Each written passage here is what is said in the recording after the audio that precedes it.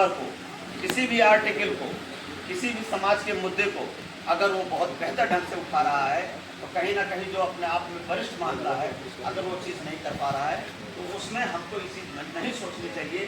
कोई अखबारों में, अपने अपने चैनलों में, अपने अपने जो पोर्टल हैं उसके रूप में आपकी लेखनी, आपकी पहचान बनाती है। अगर हम आप सही ढंग से सच्ची पत्रकारिता करते हैं, निष्पक्ष पत्रकारिता करते हैं तो वही हमारी साख बनाती है और वही हमें अच्छे और बुरे पत्रकार के रूप में कहीं ना कहीं समाज में कभी ना कभी चलाता है। यानी खबर की तरफ अपना रुख करता पटल पर समाज को ही नहीं, पूरे ये विश्व को जिस पटल पर अपनी खबर को दिखाने जा रहा है तो ये जानता है कि वो सच्चाई, वो खबर हमारी आंखों के सामने प्रत्यक्ष रूप से हम उस चीज़ को देख रहे हैं, ना कि हम कहीं और सुनी सुनाई या अफवाह की बातों पर हम अपनी लेखनी चलाते हैं।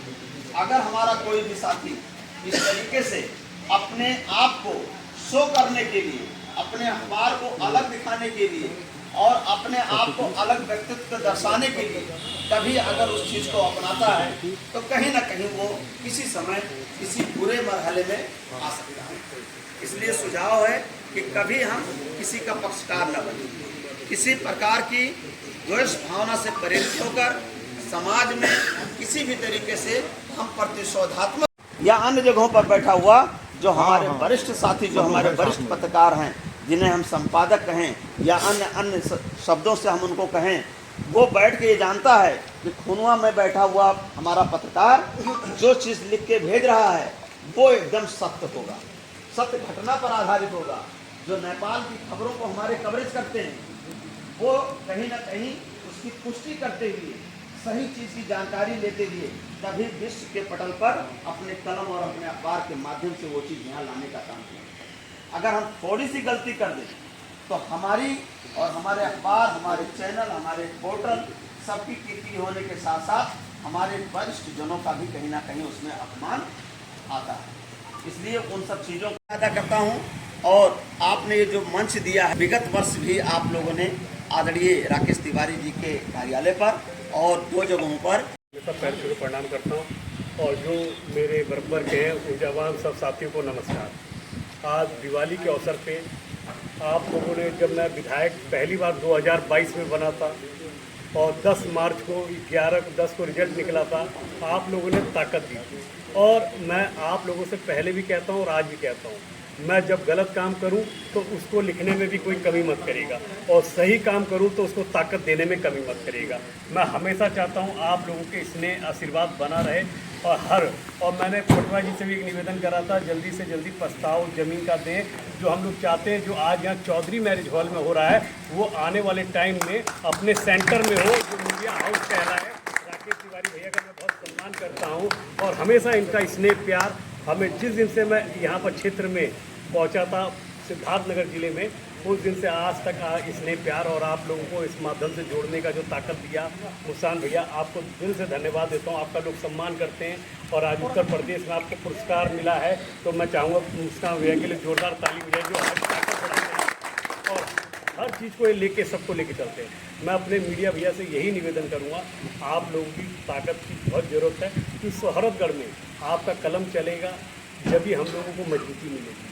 और मजबूती मिलेगा तो जो हम लोग 60-70% मेहनत करते हैं, आप चौथे स्टेप पे हैं। जब आप लिखना पढ़ना स्टार्ट करते हैं तो हमें 100% का बल मिलता है। हम लोग यही आपसे निवेदन करेंगे, आपको लगता है ईमानदारी से काम कर रहे हैं तो ताकत देने का ज़्यादा काम करें, क्यों हम चाहते हैं हमारे विधानसभा में विकास हो। और अधिकारियों पे आप लोग, हम लोग जब मिल के सब लोग उनको टाइट करते हैं तो विकास होने का संभव। और जब आपको लगे आपका विधायक गलत है तो उसमें भी आप कलम चलाने में संकोच मत करिएगा, जितना तरीके से आप लिख सकते हैं लिखिएगा। सिर्फ दोनों चीज़ आपके हाथ में है। मैं आज 3.5 साल के कार्यकाल में मैंने अपने विधानसभा में ईमानदारी से काम करा है। ये मेरा भी दिल जानता है, ये आप भी जानते हैं और ये क्षेत्र भी जानती है, देशकुल जनता भी जानती है। मैं इसी के लिए आपसे यही निवेदन करूंगा और आपको दिवाली के शुभकामनाएं।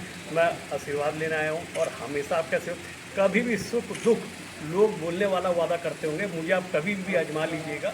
मुझे जहां आप लोग चाहेंगे उस चौराहे पे आपको खड़ा दिखेगा। खड़ा और आपके साथ बैठूंगा।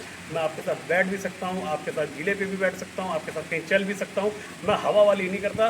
नेतागिरी आपसे वादा कर दिया तो देखा नेताजी गायब है और आप इंतज़ार कर रहे हैं। आपने बोल दिया दुख है तो, और आपने बोल दिया भाई ये गलत मामला हुआ, इसमें आपको आवाज़ उठानी है, आपको हमारे साथ खड़ा रहना है, तो आप विश्वास करिएगा मैं आपका भाई, किसी का सबका प्यार से मैं सम्मान से निवेदन कर रहा हूँ।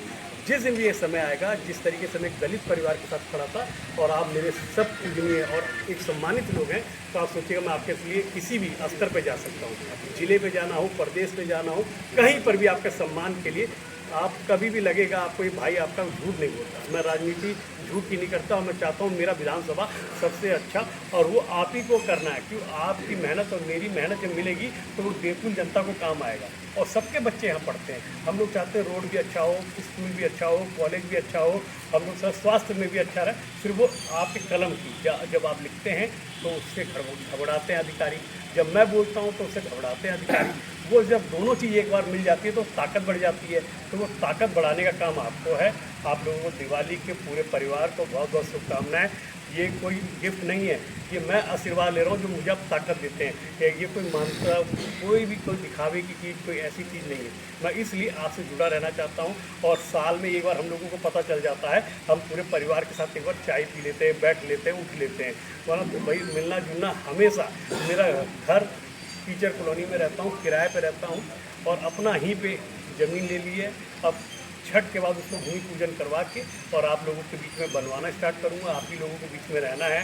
मेरे को कोई फ़र्क नहीं पड़ता, मैं चुनाव जीतूँगा तो भी ऐसे ही मजबूत रहूँगा, चुनाव हारूँगा तो आपको दिखेगा आपका विधायक तो भी मजबूत है। उस सब चीज़ में कहीं कोई दिक्कत नहीं आएगी। आपका स्नेह प्यार बना रहे, ताकत बना रहे, आपका विश्वास बना रहे। हमारे देश का चौथा स्तंभ हम पे विश्वास करेगा तो हमारी अपने आप ताकत बढ़ जाएगी। बहुत बहुत धन्यवाद दोस्तों। बहुत बहुत धन्यवाद। हम सभी ने अपने लोग